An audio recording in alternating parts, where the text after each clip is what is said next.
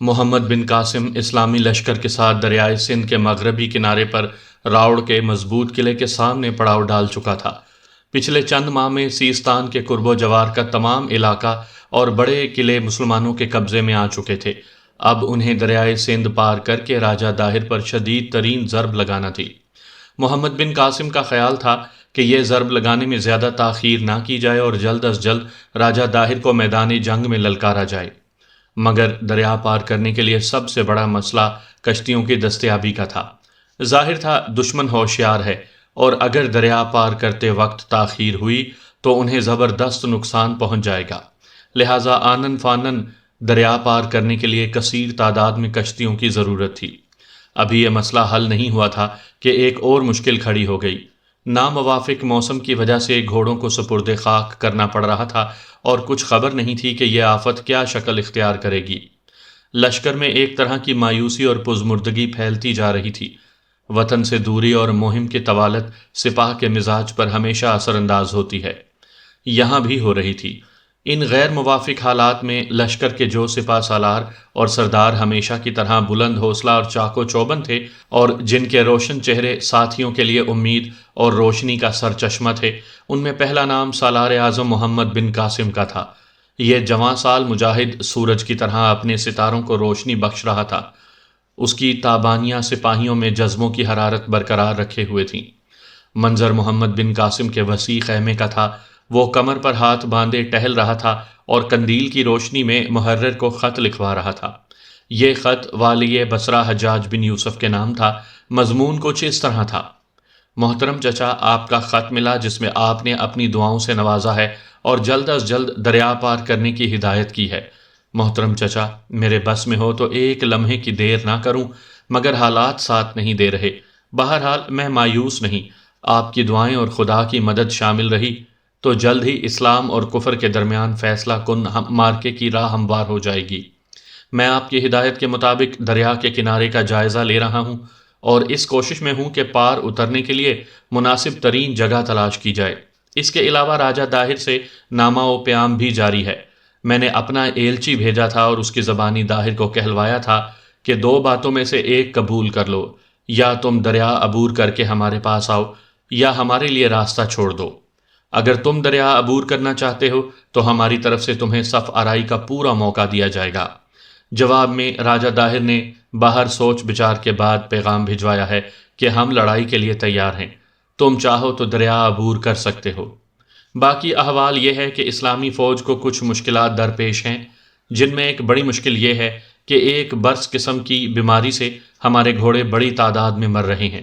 اگر ہو سکے تو کچھ گھوڑے بھجوانے کا انتظام کریں تاکہ یہ نقصان پورا کیا جا سکے۔ اس کے علاوہ ناگوار مقام کی بے موسم خوراک نے سپاہیوں کی عام صحت خراب کر رکھی ہے۔ میں بہت مشکور رہوں گا اگر آپ اپنے گودام میں سے یا کسی دوسرے طریقے سے تھوڑا سا سرکہ بھجوا دیں۔ آپ کی دعاؤں اور بزرگانہ مشوروں کا طالب، محمد بن قاسم۔ خط لکھوا کر محمد بن قاسم نے ایک دفعہ پڑھا، پھر اپنی مہر ثبت کی اور اسے قاصد کے حوالے کر دیا۔ اس کے بعد وہ اپنے مصاحبین کے ساتھ قالین پر بیٹھ گیا اور مختلف جنگی معاملات پر گفتگو کرنے لگا۔ ابھی اس گفتگو کا آغاز ہوا ہی تھا کہ چوبدار نے آ کر اطلاع دی کہ سردار جہم بن زہر سپہ سالار کی خدمت میں حاضری دینا چاہتے ہیں۔ جہم بن زہر کا نام سنتے ہی محمد بن قاسم چونک اٹھا۔ وہ جلدی سے کھڑا ہو گیا اور بولا، ہاں ہاں، انہیں فوراً اندر بھیجو۔ تھوڑی دیر بعد سردار جہم بن زہر اپنے چیدہ چیدہ ساتھیوں کے ساتھ اندر داخل ہوا۔ ان سب کے حلیے بتا رہے تھے کہ وہ کسی دور دراز سفر سے لوٹے ہیں۔ چہرے گرد آلود، لباس شکن شکن اور آنکھوں میں تھکاوٹ کے آثار۔ ان سب نے محمد بن قاسم کو تعظیم پیش کی۔ محمد بن قاسم نے خود آگے بڑھ کر ان کا استقبال کیا اور اپنے پاس بیٹھنے کو جگہ دی۔ خدام نے مشروبات سے ان کی تواضع کی۔ جب وہ ذرا دم لے چکے تو جہم بن زہر نے عرض کی، محترم سالار، مجھے افسوس ہے ہم آپ کے لیے کوئی اچھی خبر نہیں لا سکے۔ ایک لمحے کے لیے خیمے میں گہرا سکوت طاری رہا، پھر محمد بن قاسم نے ٹھہرے ہوئے لہجے میں کہا، آپ کا مطلب ہے کہ گمشدہ دستے کا کوئی سراغ نہیں ملا؟ جہم بن زہر نے کہا، جی ہاں سالار۔ محمد بن قاسم نے حوصلہ بخش لہجے میں کہا، کوئی بات نہیں جہم، مجھے یقین ہے آپ نے اپنا فرض خوش اسلوبی سے ادا کیا ہوگا۔ کیا آپ کچھ تفصیل بتانا پسند کریں گے؟ سردار جہم نے اپنے سفر کی شروعات کے متعلق کچھ باتیں بتائیں، پھر کہا، سالار محترم، آپ کی ہدایت کے مطابق ہم سب سے پہلے اس مقام پر پہنچے جہاں رومی سردار بوہان اور اشبا بن ثقیل کے درمیان آخری معرکہ ہوا تھا، اور جہاں ابھی تک سینکڑوں رومیوں اور مقامی سپاہیوں کے ڈھانچے پڑے ہوئے ہیں۔ یہیں پر ایک شکستہ مندر کا کھنڈر ہے۔ اشبا بن ثقیل کے ساتھیوں نے بتایا ہے کہ اس مندر پر پہنچ کر اشبا نے انہیں چھوڑ دیا تھا اور ہدایت کی تھی کہ مسلم سپاہیوں کی لاشیں دفنا کر وہ واپس اپنے لشکر میں چلے جائیں، اور خود اپنے دستے کے ساتھ مشرق کی طرف روانہ ہو گیا۔ محترم سالار، وہ ایک لکو دک صحرا ہے جو افق تا افق پھیلا ہوا ہے، نہ جانے اس کی لمبائی چوڑائی کیا ہے۔ ہم نے اس صحرا میں دور دور تک گھوڑے دوڑائے ہیں اور ایک ایک سمت میں کئی کئی روز تک سفر جاری رکھا ہے، لیکن نہ تو کوئی آدم زاد نظر آیا ہے اور نہ ہی کسی بستی کا سراغ ملا ہے۔ یوں لگتا ہے وہ دنیا کا آخری کنارہ ہے جس سے آگے زندگی کا کوئی وجود ہی نہیں۔ محمد بن قاسم نے پوچھا، کیا ارد گرد کے مقامی لوگوں کا بھی یہی کہنا ہے کہ اس صحرا میں زندگی کا وجود نہیں؟ سردار جہم بن ظاہر نے کہا، سالار معظم، اس بارے میں کہانیاں اور حکایتیں مشہور ہیں۔ کچھ لوگ کہتے ہیں کہ اس صحرا میں کہیں بہت اندر، جہاں زندہ انسان نہیں پہنچ سکتا، ایک جادو نگری آباد ہے، اور ایک شاداب وادی میں دودھ اور شراب کی نہریں بہتی ہیں۔ کچھ لوگ کہتے ہیں کہ وہاں سرخ لباس والے گھڑ سواروں کے روپ میں شیطان حکومت کرتے ہیں۔ کسی روز اس ریگستان میں بہت تیز آندھی آئے گی اور وہ شیطان اپنی بستیوں سے نکل کر صحرائے مہران کی بستیوں پر قبضہ کر لیں گے۔ غرض بہت سے قصے مشہور ہیں، لیکن اصل حقیقت شاید کسی کو بھی معلوم نہیں۔ محمد بن قاسم کی آنکھیں کسی گہری سوچ میں غلطاں تھیں۔ اس کے نوجوان چہرے پر ہزاروں دانشوروں کی دانائی یکجا ہو گئی تھی۔ آخر وہ اپنی سوچ کے بحر سے نکلا اور جہم بن ظہر سے بولا، جہم، آپ کی کاوشوں کا بے حد شکریہ۔ آپ بہت تھکے ہوئے ہیں، جائیے آرام کیجیے، میں چند دن بعد آپ کو پھر طلب کروں گا۔ امید ہے اس وقت تک آپ تازہ دم ہوں گے۔ محمد بن قاسم کی بات سے سردار جہم کو اندازہ ہو گیا کہ شاید اسے پھر کسی سفر پر روانہ کیا جائے گا۔ اس نے کہا، محترم سالار، میں اس وقت بھی ہر مہم کے لیے تیار ہوں۔ اگر آپ آرام ضروری سمجھتے ہیں تو میرے لیے عشاء سے فجر تک کا آرام کافی ہوگا۔ محمد بن قاسم نے محبت سے اس کی طرف دیکھا، پھر کہا، مجھے معلوم ہے آپ اس وقت بھی چوکس ہیں، لیکن آپ اور آپ کے ساتھی چند روز مکمل فراغت کے حقدار ٹھہر چکے۔ سردار جہم اور اس کے ساتھی تعظیم پیش کرنے کے بعد واپس چلے گئے تو محمد بن قاسم بھی اپنی جگہ سے اٹھ گیا۔ محفل برخاست ہو گئی، مصاحبین باہر نکل گئے تو محمد بن قاسم خیمے کے طول و عرض میں ٹہلنے لگا۔ اس کے چہرے پر زبردست کشمکش پائی جاتی تھی۔ کافی دیر بعد وہ کسی فیصلے پر پہنچا اور اپنے خیمے سے نکل کر ان خیموں کی طرف بڑھا جہاں خواتین کا پڑاؤ تھا۔ یہ پڑاؤ خیمہ گاہ کے عین درمیان واقع تھا۔ محمد بن قاسم تمکنت اور وقار سے چلتا ہوا ایک سرخ خیمے کے سامنے جا رکا۔ یہ سپہر کا وقت تھا۔ خیمہ گاہ میں خاموشی تھی۔ خیمے کے اندر سے تلاوت کلام پاک کی مدھم نسوانی آواز آ رہی تھی۔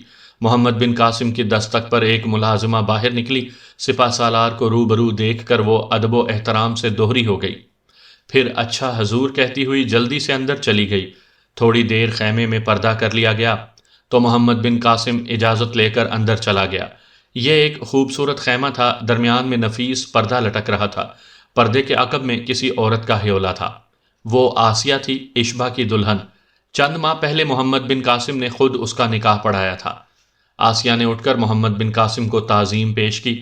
رسمی گفتگو کے بعد محمد بن قاسم نے نرم آواز میں کہا، آسیہ بہن، اشبا کی تلاش میں نے جو دستہ بھیجا تھا وہ واپس آ گیا ہے۔ آسیہ چونک کر محمد بن قاسم کی طرف دیکھنے لگی۔ مومی شمعوں کی روشنی میں اس کا حسین چہرہ زرد نظر آ رہا تھا، مگر اس کی آنکھوں میں آس امید کے بہت سے دیے جل رہے تھے۔ وہ مجسمے سوال بن کر پردے کے پار دیکھ رہی تھی۔ محمد بن قاسم نے کہا، ابھی تلاش جاری ہے، آپ پر امید رہیں، انشاءاللہ ہم کامیاب رہیں گے۔ آسیہ نے اپنی ہینائی انگلیاں ہونٹوں پر رکھ لیں، شاید اس طرح اس نے اپنی سسکی روکنے کی کوشش کی تھی۔ محمد بن قاسم نے کہا، سردار جہم صحرائے تھر میں بہت دور تک گئے ہیں، لیکن انہیں کامیابی نہیں ہوئی۔ یہ آپ کے لیے ایک مایوس کن خبر ہے، لیکن اس کے علاوہ میرے پاس آپ کے لیے ایک اچھی خبر بھی ہے۔ پردے کے پار آسیہ کی آنکھوں میں ایک بار پھر روشنی نمودار ہوئی۔ محمد بن قاسم نے کہا، 2 روز پہلے میرے پاس راجہ داہر کی فوج کا ایک اہم شخص آیا ہے۔ اس کا نام بھیم سنگھ ہے۔ کیا آپ بھیم سنگھ کو جانتی ہیں؟ آسیہ نے کہا، جی، یہ وہی سیناپتی ہے جس نے لسبیلا کی لڑائی میں آپ کے ہاتھوں شکست کھائی تھی۔ محمد بن قاسم نے کہا، وہ شدید زخمی حالت میں گرفتار ہوا تھا، میں نے علاج معالجے کے بعد رہا کر دیا تھا۔ وہ خود کو مسلمانوں کا بہت احسان مند سمجھ رہا ہے، سنا ہے راجہ داہر کے پاس جا کر اس نے غلطی سے مسلمانوں کی تعریف میں چند کلمے کہہ دیے تھے۔ پاداش میں داہر نے اسے قید خانے میں پھینکوا دیا تھا، وہاں سے کسی طرح فرار ہو کر وہ پرسوں ہی ہمارے پڑاؤ میں پہنچا ہے۔ میں نے اس سے اپنے گمشدہ دستے کا ذکر کیا تھا، اس کا کہنا ہے کہ وہ ایک ایسے فوجی سالار کو جانتا ہے جو صحرائے تھر کے کچھ راستوں سے واقف ہے۔ یہ راستے خطرناک دلدلی علاقوں سے گزرتے ہیں، لیکن جن لوگوں کو ان کا صحیح علم ہے وہ نہایت مختصر مدت میں ایک ایسے علاقے تک پہنچ جاتے ہیں جہاں پرماتما نامی کسی شخص کی حکومت ہے اور جو پراسرار طاقتوں کا مالک سمجھا جاتا ہے۔ کہتے ہیں کہ صحرا میں بھٹکے ہوئے جو لوگ اس کی ریاست میں داخل ہوتے ہیں انہیں گرفتار کر لیا جاتا ہے۔ شاید اشبا بن ثقیل اور اس کے ساتھیوں کے ساتھ بھی یہی کچھ ہوا ہے۔ اگر ایسا ہوا ہے تو ہم لوگ امید کر سکتے ہیں کہ وہ لوگ صحرا میں بھٹک کر پیاس اور گرمی کا شکار نہیں ہوئے، بلکہ کسی بستی میں زندہ و سلامت موجود ہیں۔ آسیہ نے کہا، محترم سالار، مجھے بھی یقین ہے کہ اشبا صحرا کی سختی کا شکار نہیں ہوئے ہوں گے۔ وہ میدان جنگ میں شہادت کے طلبگار تھے اور ان کے لبوں پر ہر وقت یہی دعا رہتی تھی۔ محمد بن قاسم نے کہا، بہن آپ حوصلہ رکھیں، میں اسی ہفتے بھیم سنگھ کو ایک دستے کے ساتھ دوبارہ تلاش کے کام پر بھیج رہا ہوں۔ انشاءاللہ اس دفعہ ہمیں مایوسی نہیں ہوگی۔ آسیہ نے کہا، محترم سالار، آپ کے اعلیٰ اخلاق نے ہم سب کو اپنا گرویدہ کر لیا ہے۔ کاش میں مرد ہوتی اور ادنا سپاہی کی طرح آپ کی قیادت میں لڑ سکتی۔ محمد بن قاسم نے کہا، بہن آپ عورتیں میدان جنگ کے مارکوں میں برابر کی حصے دار ہیں۔ آپ تلوار نہیں چلاتی، لیکن اپنے پیارے بھائیوں، بیٹوں اور شوہروں کے جسموں پر ہتھیار سجا کر ان کے گھوڑوں کی لگامیں تھام کر ان کا رخ میدان کارزار کی طرف کرتی ہیں اور پھر جدائی کے طویل ماہ و سال ان کے انتظار میں گزارتی ہیں، ان کے گھروں کی دیکھ بھال کرتی ہیں۔ یہ قربانیاں کچھ کم تو نہیں۔ محمد بن قاسم مسحور کن لہجے میں بولتا رہا اور آسیہ خاموشی سے سنتی رہی۔ کچھ دیر بعد وہ آسیہ کو تسلی و تشفی دے کر اور اشبا کی تلاش میں روانہ کی جانے والی نئی مہم کی تفصیلات بتا کر خیمے سے باہر نکل آیا۔ باہر آسیہ کا بوڑھا ملازم سیوک رام دست بستہ کھڑا تھا۔ محمد بن قاسم نے لبادے سے اشرفیوں کی ایک تھیلی نکال کر اسے دی اور کہا، سیوک رام، اپنی مالکن کا ہر طرح خیال رکھو، جس چیز کی ضرورت ہو بیت المال کے نگران سے طلب کرو، میں نے اسے ہدایت دے رکھی ہے۔ یاد رکھو، آسیہ تمہاری مالکن ہی نہیں، میری بہن بھی ہے۔ چاند مشرقی ٹیلوں سے کسی پرجلال شاہ سوار کی طرح طلوع ہو رہا تھا، اس کی کرنیں غار کے ایک حصے کو نیم روشن کر رہی تھیں۔ اشبا اور حلابہ مصروف گفتگو تھے۔ زیر غور مسئلہ یہی تھا کہ اس غار سے نکل کر انہیں کیا کرنا ہے۔ یہ سوال بہت اہم تھا، کیونکہ اس کے صحیح جواب پر نہ صرف ان دونوں کی زندگی کا دار و مدار تھا، بلکہ اس پوری ریاست کے مستقبل کا انحصار تھا۔ ان کے سامنے اب دو راستے تھے، ایک تو یہ کہ وہ کسی طرح اس ریاست کی حدود سے نکلنے کی کوشش کریں اور پھر صحرائے تھر میں راستہ تلاش کرتے ہوئے آباد دنیا کی سرحد میں داخل ہو جائیں۔ اگر وہ اس مقصد میں کامیاب ہوتے تو پھر ان کے لیے اسلامی لشکر اور سالار اعظم تک پہنچنا بھی مشکل نہیں تھا۔ دوسرا راستہ یہ تھا کہ وہ صحرا میں بھٹکنے اور سرخ پوشوں کی نگاہ میں آنے کا خطرہ مول نہ لیں اور اسی ریاست میں رہتے ہوئے اس طوفان کی قیادت سنبھالیں جو سرکش جذبوں کی صورت میں یہاں کے باسیوں کے دلوں میں ہلکورے لے رہا تھا اور قطروں سے سیلاب بننے کے لیے راستہ تلاش کر رہا تھا۔ ایسی صورت میں ہاشم اور عبدال غازی جیسے لوگ ان کی بہت مدد کر سکتے تھے۔ دم بدم ابھرتے چاند کی روشنی میں وہ دیر تک اس مسئلے کے مختلف پہلوؤں پر غور کرتے رہے۔ آخر اس نتیجے پر پہنچے کہ فی الحال ریاست کے لوگوں کو پرماتما کے خلاف کھڑا کرنا اور انہیں ایک منظم فوج سے لڑانا آسان نہیں۔ بہتر یہی ہے کہ موقع کا فائدہ اٹھا کر اس اندھیر نگری سے نکلنے کی کوشش کی جائے اور یہاں ہونے والے ظلم و ستم کا احوال اسلامی لشکر کے کانوں تک پہنچایا جائے۔ اس نتیجے پر پہنچنے کے بعد حلابہ اور اشبا نے فیصلہ کیا کہ وہ آج رات پچھلے پہر اس غار کو چھوڑ کر قسمت آزمانے نکل کھڑے ہوں گے۔ رخت سفر کے لیے حلابہ پرندوں کا کچھ خشک گوشت جمع کر چکی تھی۔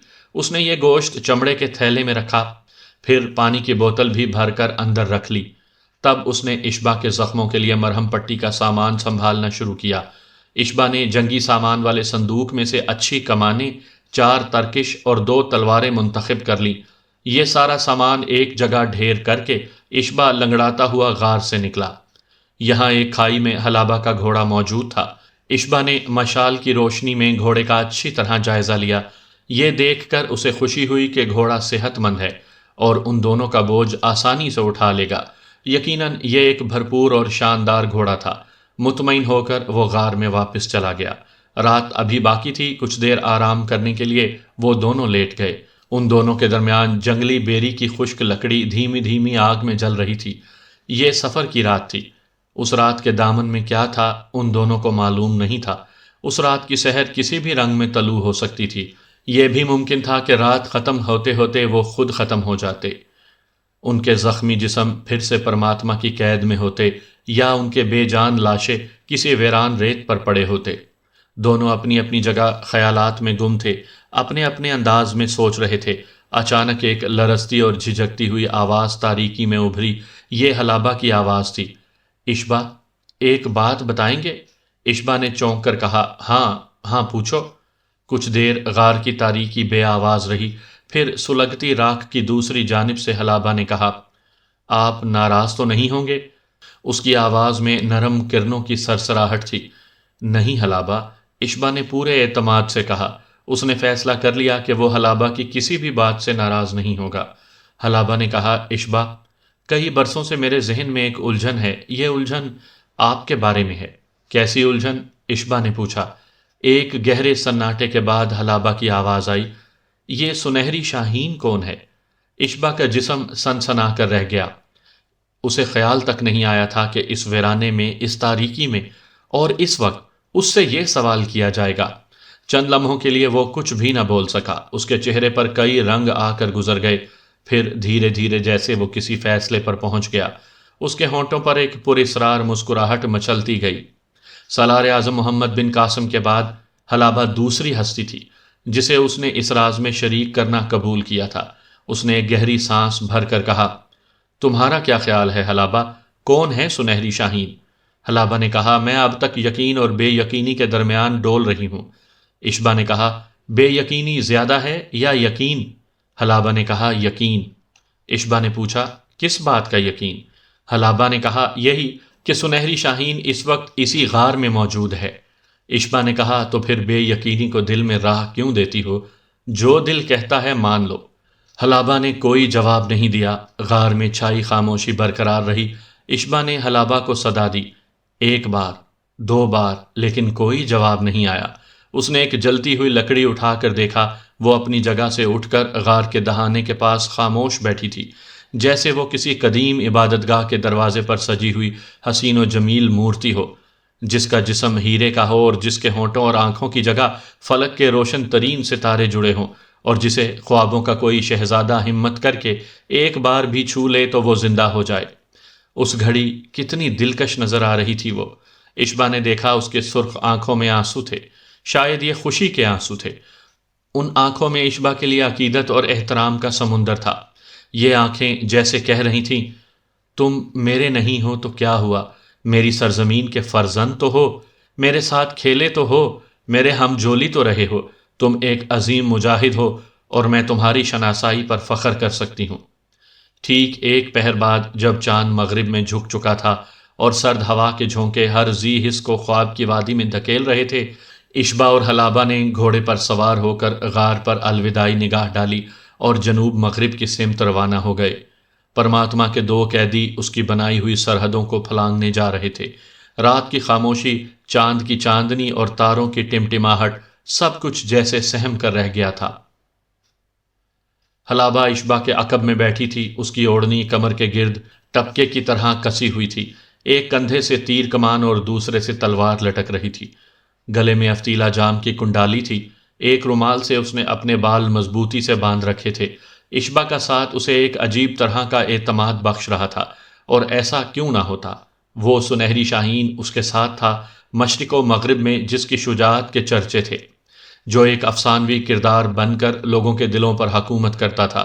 آج وہی افسانوی کردار اس کا ہم رکاب تھا، وہ اسے دیکھ سکتی تھی، چھو سکتی تھی، وہ دل ہی دل میں فیصلہ کر رہی تھی کہ اگر اس سفر میں کوئی جان لیوا مقام آیا تو وہ سر دھڑ کی بازی لگا کر اشبا کی نظروں میں سرخ رو ہو جائے گی۔ زندگی ہارنے کا بھلا اس سے بہتر موقع اور کون سا ہو سکتا تھا؟ یہی تو اس کی بے ثمر زندگی کی آرزو تھی کہ جب وہ شہادت کی منزل کی طرف روانہ ہو تو اس کا سر اشبا کے زانوں پر ہو اور اس کے منہ میں ٹپکنے والے پانی کے آخری قطرے اشبا کے ہاتھ سے گرے۔ ان قطروں میں اگر اشبا کا ایک آدھ آنسو بھی شامل ہو جاتا تو حلابہ دنیا میں ہی جنت کی راحت پا لیتی۔ صبح کے مل گجے اندھیرے میں سفر کرتے وہ غار سے کوئی 4 کوس جنوب کی طرف آ چکے تھے۔ اب تک کسی سے ان کی مڈ بھیڑ نہیں ہوئی تھی۔ اب لکو دک صحرا شروع ہونے والا تھا اور حلابہ کو اندازہ ہو رہا تھا کہ وہ ریاست کی حدود سے نکل آئے ہیں یا نکلنے ہی والے ہیں۔ دور دور کسی فوجی چوکی یا نگران اڈے کے آثار نہیں تھے۔ وہ کسی رکاوٹ کے بغیر آگے ہی بڑھتے جا رہے تھے۔ ان کا نہایت پرصلاحیت گھوڑا ایک طویل سفر کے لیے پوری طرح تیار تھا۔ دور مشرق سے ہلکا ہلکا سفیدہ نمودار ہو رہا تھا، مگر صبح کی روشنی ابھی کافی دور تھی۔ ہر طرف ایک پرسکون خاموشی طاری تھی۔ یکا یک حلابہ کو ایک شدید جھٹکا لگا۔ وہ اشبا کی پشت سے ٹکرائی اور دونوں الٹ کر گھوڑے سے نیچے جا گرے۔ گھوڑے کی کربناک ہنہناہٹ فضا کا سینہ چیرتی چلی گئی۔ دونوں ریت پر گرتے ہی تڑپ کر اٹھے۔ قرب و جوار میں کوئی نظر نہیں آیا، لیکن گھوڑا ریت پر بری طرح بلبلا رہا تھا۔ پلک جھپکتے ہی حلابہ کو یاد آیا کہ گھوڑے کو جھٹکا لگا تو لوہے کی کھڑکھڑاہٹ سنائی دی تھی، جیسے 2 آہنی ڈنڈے زور سے ٹکرائے ہوں۔ اس نے نیچے جھک کر ریت میں دیکھا۔ اشبا بھی اسی انداز میں دیکھ رہا تھا۔ پھر ان پر ایک خوفناک انکشاف ہوا۔ گھوڑے کی دونوں اگلی ٹانگیں ایک خوفناک آہنی شکنجے میں جکڑی ہوئی تھیں۔ غالباً شکنجہ ریت میں دبا پڑا تھا اور اوپر سے بالکل نظر نہیں آ رہا تھا۔ اس کے ساتھ ہی حلابہ اور اشبا کے کانوں میں دور افتادہ گھنٹیوں کی آواز پڑی۔ صاف ظاہر تھا کہ ان گھنٹیوں یا ناقوسوں کا تعلق آہنی شکنجے سے ہے، کیونکہ ریت کی حرکت کے ساتھ ہی یہ آواز بھی ابھرنے لگی تھی۔ اشبا نے غور کیا تو اسے ریت میں دور تک ایک لکیر نظر آئی۔ یہ لکیر آہنی شکنجے کی حرکت سے نمودار ہوئی تھی۔ یہ خطرناک شکنجہ کافی دور تک چلا گیا تھا۔ اشبا پر یہ افسوسناک انکشاف ہوا کہ گھوڑے کی دونوں ٹانگوں کی ہڈیاں ٹوٹ چکی ہیں۔ بد نصیب جانور ریت پر ماہیے بے آب کی طرح تڑپ رہا تھا۔ حلابہ اور اشبا نے مل کر ایک بار پھر اسے اس اذیت سے نجات دلانے کی کوشش کی، مگر یکسر ناکام رہے۔ صحرا میں گونجتی ہوئی گھنٹیوں کی صدا لمحہ بہ لمحہ بلند ہو رہی تھی، یا شاید ان دونوں کو ایسا محسوس ہو رہا تھا۔ جلد ہی اشبا کو اپنی بائیں جانب 1.5-2 فرلانگ کی دوری پر مشعلیں حرکت کرتی نظر آئیں۔ حلابہ بھی یہ منظر دیکھ چکی تھی۔ دونوں نے ایک دوسرے کو پرتشویش نظروں سے دیکھا۔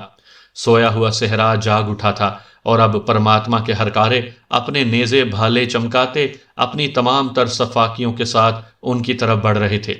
اشبا نے اپنی تلوار برآمد کی اور ایک جھٹکے سے گھوڑے کے سینے میں دل کے مقام پر اتار دی۔ زخمی جانور کو زندگی کی قید سے چھٹکارا دلا کر وہ واپس مڑے اور ایک جانب بھاگ کھڑے ہوئے۔ چند گز پیچھے ایک ریتلا ٹیلا تھا۔ ٹیلے کی ساخت سے لگتا تھا کوئی بغیر سر کا شیر بیٹھا ہوا ہے۔ اشبا نے کہا، کیا خیال ہے حلابہ، یہاں چھپا جا سکتا ہے؟ حلابہ نے کہا، چلیے دیکھ لیتے ہیں۔ دونوں ٹیلے کے پاس پہنچے لیکن چھپنے کی کوئی جگہ نظر نہیں آئی۔ اشبا نے کہا، میرا خیال ہے شمال کی طرف جانا چاہیے۔ کوئی 2 کوس پیچھے کسی بستی کے آثار نظر آئے تھے۔ حلابہ نے پریشانی سے کہا، لیکن آپ کی ٹانگ؟ اشبا نے کہا، میری فکر مت کرو۔ دونوں نے اپنے عقب میں دیکھا، مشعلیں اچھلتی ناچتی تیزی سے قریب آ رہی تھی۔ انہوں نے ایک دوسرے کا ہاتھ تھاما اور بھاگ کھڑے ہوئے۔ رات کے اندھیرے میں اب دن کی روشنی کی آمیزش ہونے لگی تھی۔ صحرا کے نشیب و فراز نظر آ رہے تھے۔ اچانک ان کی دائیں جانب سے گھڑ سواروں کی ایک ٹولی برآمد ہوئی۔ ان سواروں نے شاید کوئی مختصر راستہ استعمال کیا تھا۔ وہ سرخ پوش تھے۔ حلابہ اور اشبا نے بھاگتے بھاگتے اپنی کمانیں کندھوں سے اتاری اور تیر اندازی شروع کر دی۔ ان کے نشانے اچھے تھے اور کمانیں بھی کڑی تھیں۔